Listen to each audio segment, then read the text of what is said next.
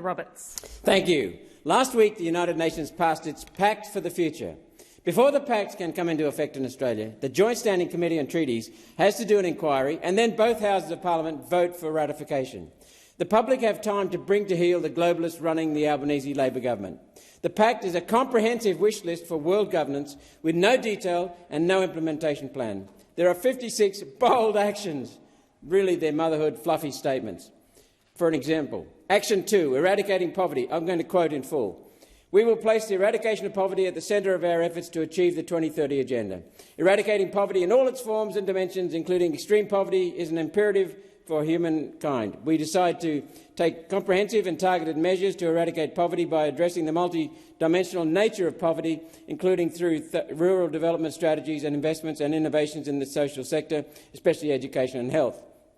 Take concrete actions to prevent people from falling back into poverty, including by establishing well-designed, sustainable and efficient social protection systems for all that are responsive to shocks. That's the entire section on eliminating poverty.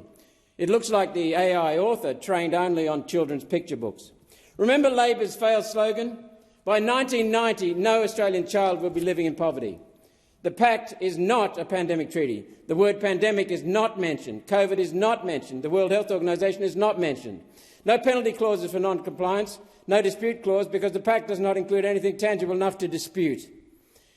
In the formal vote to adopt, 45 nations opposed or abstained.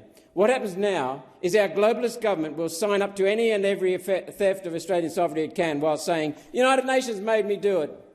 No, the United Nations did not. Whatever nefarious attack on agriculture, standard of living, education and human rights the government is planning is entirely this government's responsibility.